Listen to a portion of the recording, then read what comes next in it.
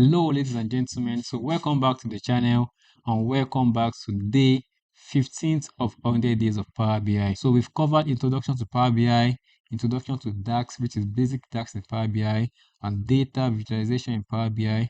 We're actually here, which is the case study analyzing customer churn in Power BI. And we're actually on the last part, which is visualizing our analysis. We've covered exploratory analysis of the data set.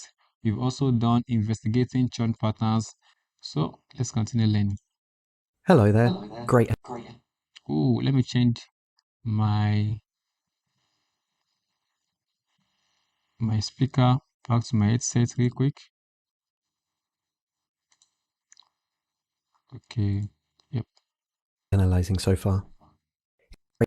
Hello there. Great analyzing so far. It's time to move to the final part of the analysis. In this chapter, you'll build a series of different dashboard style pages which in combination will tell a story. You'll be building the pages in such a way to enable easy communication of insights. In Power BI Desktop, we are not able to build dashboards, as this is a feature available only in Power BI Service.